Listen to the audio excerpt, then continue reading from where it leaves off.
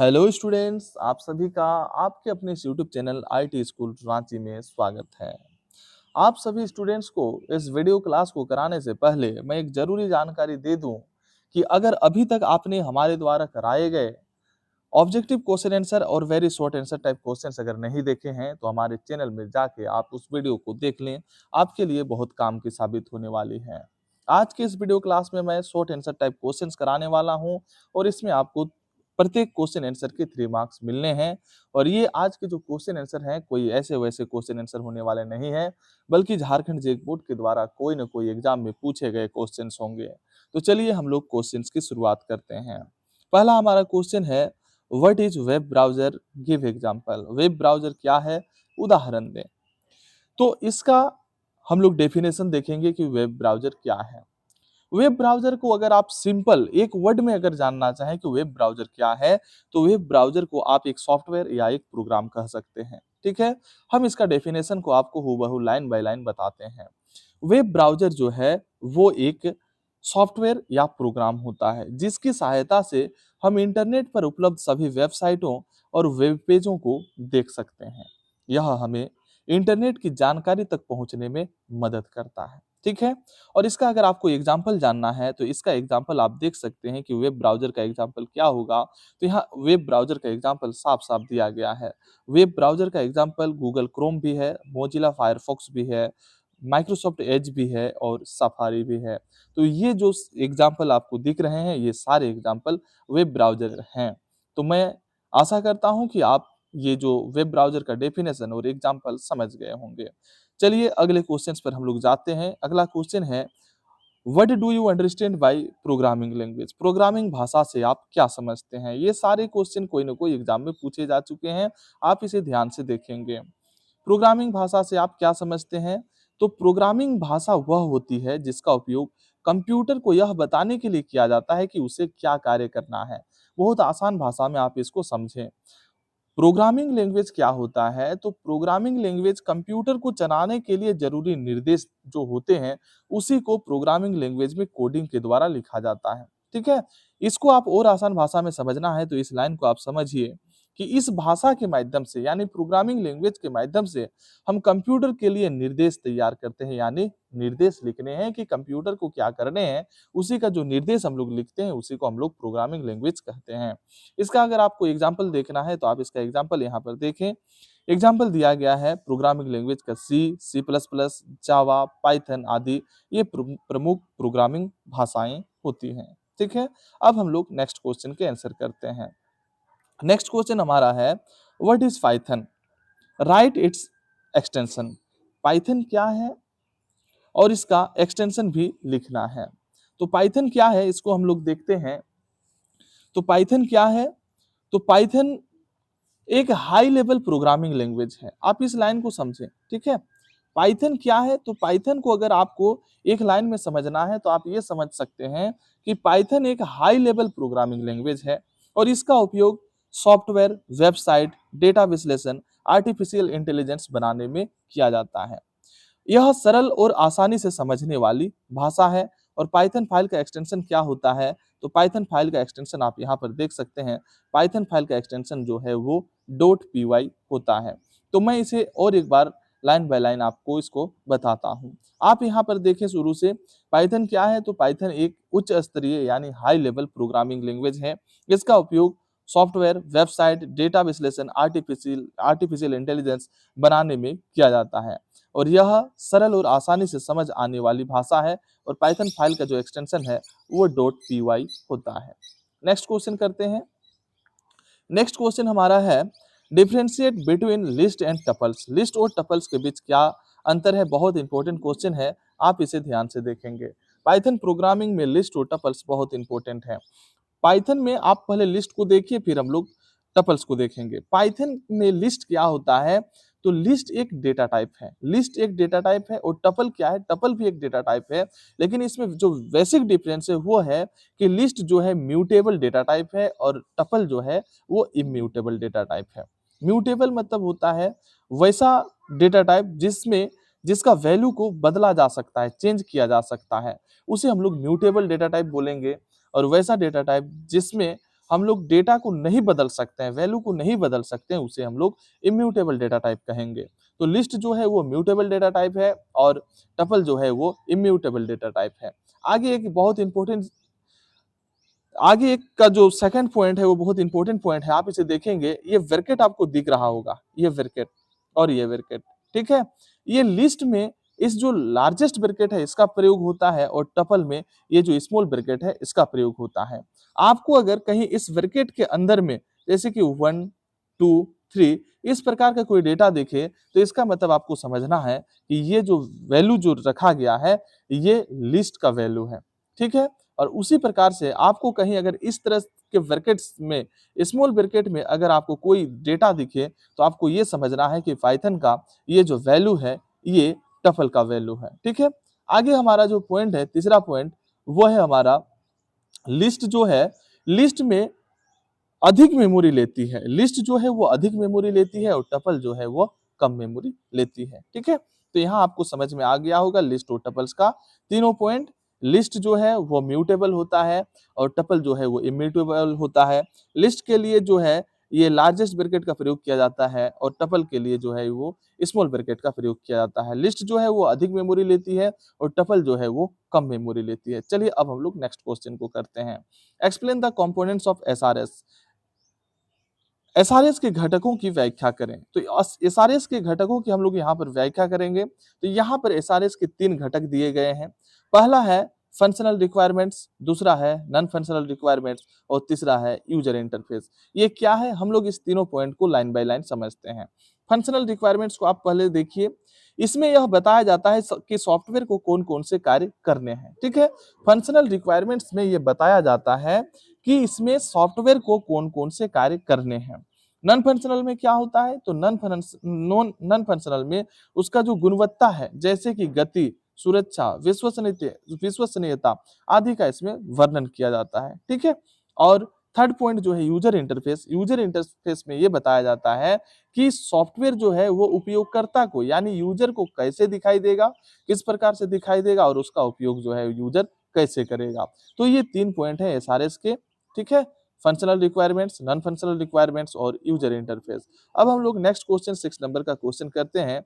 What are the features of Python. Python की विशेषताएं क्या है। तो पाइथन के हम लोग यहाँ पर 3 विशेषताएं देखेंगे। पहला विशेषता जो है वो सरल और आसानी से समझ में आने वाली भाषा है। पाइथन जो है एक बहुत साधारण सिंपल प्रोग्रामिंग लैंग्वेज है और ये ऐसा प्रोग्रामिंग लैंग्वेज है जो सभी को समझ में आ जाता है, आसान प्रोग्रामिंग लैंग्वेज है। दूसरा पॉइंट अगर देखेंगे तो प्लेटफॉर्म इंडिपेंडेंट। ये पाइथन जो है वो सभी ऑपरेटिंग सिस्टम में चलने वाला ये प्रोग्रामिंग लैंग्वेज है। जैसे कि यहाँ एग्जांपल दिया गया, आप देखिए विंडोज, लिनक्स और मैक सभी ऑपरेटिंग सिस्टम में ये प्रोग्राम चलती है। नेक्स्ट थर्ड पॉइंट है बहुउपयोगी भाषा, मतलब अनेक जगह पर पाइथन का हम लोग उपयोग कर सकते हैं जैसे कि web development, data science, artificial intelligence आदि में इसका प्रयोग किया जाता है, ठीक है। तो यहाँ पर हम लोग इसका जो है ये पाइथन का 3 विशेषताएं, फीचर्स ऑफ पाइथन, पाइथन के 3 फीचर्स हम लोग यहाँ पर देख लिए। अब हम लोग नेक्स्ट क्वेश्चन देखेंगे। Write down the syntax of HTML. HTML का सिंटैक्स बहुत आसान है, आपको इसमें कोई मेहनत करने की जरूरत नहीं है, बहुत सरल है, आपको आराम से ये याद हो जाएगा। पाइथन में सॉरी एचटीएमएल में जब आप प्रोग्रामिंग करेंगे तो सबसे पहले आपको एचटीएमएल टैग से शुरू करना है और एचटीएमएल का जो क्लोजिंग टैग होता है उससे आपको एंड करना है। और उसके बाद हेड जो है, हेड के बीच में आपको टाइटल टैग का यूज करना है और उसमें आपको वेब पेज का टाइटल डालना है। और उसके बाद सबसे इंपॉर्टेंट जो है वो है हमारा बॉडी टैग। सबसे इंपॉर्टेंट जो है वो हमारा बॉडी टैग होता है। वेब पेज में जो आपको कंटेंट दिखाना होता है वो बॉडी टैग के अंदर लिखा जाता है। ओपनिंग बॉडी टैग और क्लोजिंग बॉडी टैग के अंदर वेब पेज का कंटेंट को लिखा जाता है। तो यहाँ पर आपको HTML का सिंटैक्स समझ में आ गया होगा। आपको अगर हमारा वीडियो कंटेंट अच्छा लगता है तो आप हमारे YouTube channel IT school Ranchi को लाइक करें, सब्सक्राइब करें, दोस्तों में शेयर करें और आपको अगर कोई सजेशन या रिक्वेस्ट देने हैं तो आप कमेंट बॉक्स में जाके कमेंट जरूर करें। अब हम लोग नेक्स्ट क्वेश्चन देखते हैं। What is TD tag in HTML, how do we use it. HTML में टीडी क्या है, हम इसका उपयोग कैसे करते हैं। तो HTML में टीडी, इसको आप लाइन बाय लाइन देखें। टीडी जो है, टीडी टैग का उपयोग HTML में टेबल की एक सेल बनाने के लिए किया जाता है, ठीक है।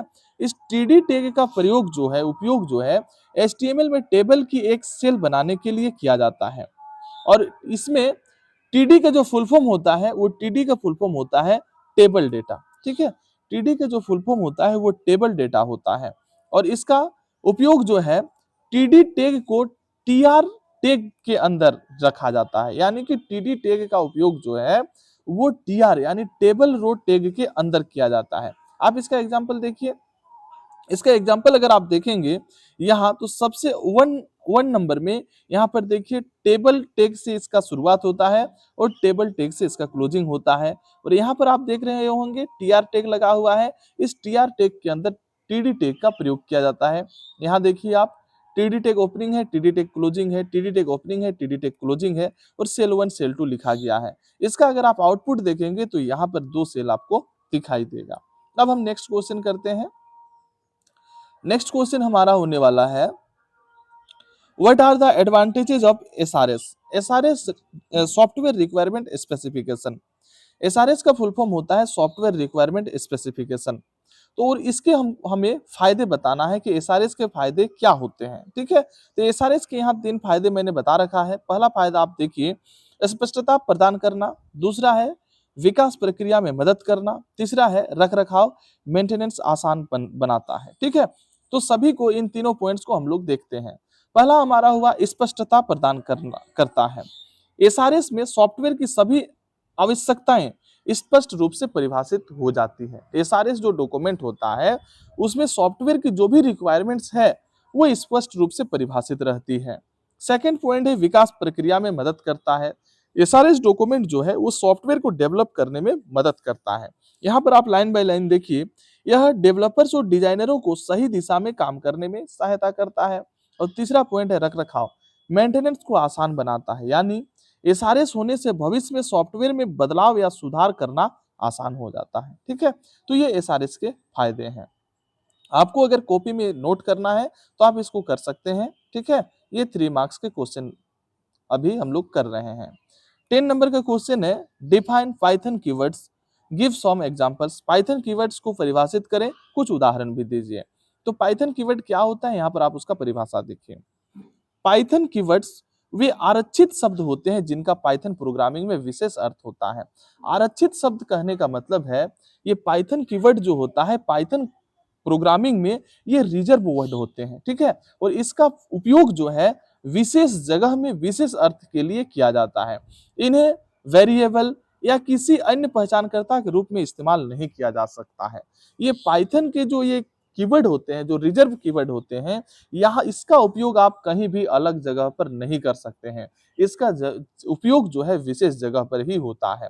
पाइथन कीवर्ड के आप कुछ एग्जाम्पल देखिए। यहाँ पर पाइथन कीवर्ड के एग्जाम्पल आप यहाँ देखेंगे। पाइथन कीवर्ड का एग्जाम्पल आपका इफ है, else, for, while, def, return, import और क्लास।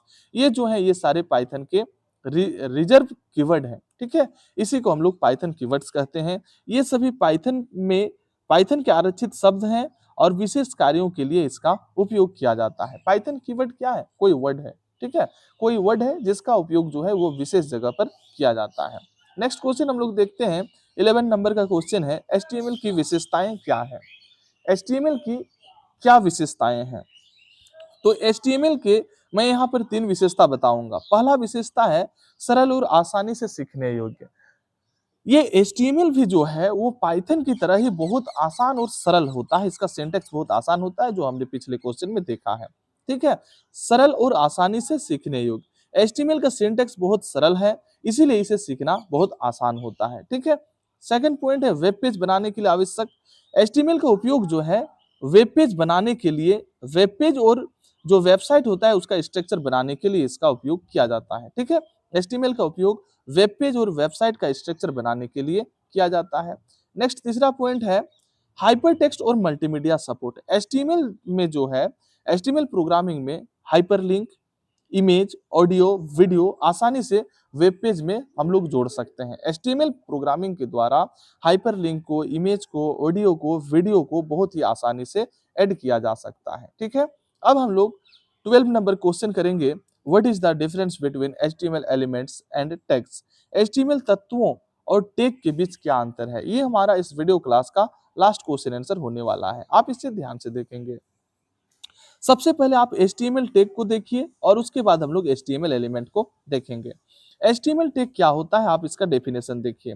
HTML टैग वे शब्द या चिन्ह होते हैं, ठीक है, कोई शब्द हो सकता है, कोई सिंबल हो सकता है, जो HTML कोड में कंटेंट की शुरुआत और अंत को दर्शाते हैं। इसका एग्जांपल देखिए, यहाँ पर दो टैग लिखा हुआ है, देखिए ये जो P टैग है ये ओपनिंग टैग हुआ और ये जो P टैग है ये क्लोजिंग टैग हुआ, ठीक है। इसका मतलब है कि ये ओपनिंग टैग और क्लोजिंग टैग जो है ये HTML की शुरुआत में और अंत में लिखे जाते हैं, ठीक है। यहाँ पर देखिए परिभाषा में क्या है, परिभाषा में क्या लिखा है कि HTML टैग वे शब्द या चिन्ह होते हैं जो HTML कोड में कंटेंट की शुरुआत और अंत में दर्शाए जाते हैं। इसका उदाहरण एग्जांपल यहाँ पर दिया गया है। सिर्फ शुरुआत और अंत के लिए इसका उपयोग किया जाता है। HTML एलिमेंट में अगर आप देखेंगे तो HTML एलिमेंट टैग और उसके अंदर का कंटेंट मिलाकर बनता है। आप इसका एग्जांपल देखिए, आपको समझ में आ जाएगा। यहाँ पर हमने क्या देखा कि यहाँ पर आपके ये जो है ये टैग है, लेकिन यहाँ पर देखिए आप P tag programming sorry paragraph tag का ओपनिंग टैग और क्लोजिंग टैग, इस बीच में एक कंटेंट लिखा हुआ है, यह एक पैराग्राफ है। तो इन सारे को जब हम लोग मिलाते हैं तो ये एक एलिमेंट कहलाता है, HTML एलिमेंट कहलाता है। इसका डेफिनेशन आप नीचे देखिए, इसमें लिखा है कि कंटेंट सहित पूरी संरचना को दर्शाता है, ठीक है।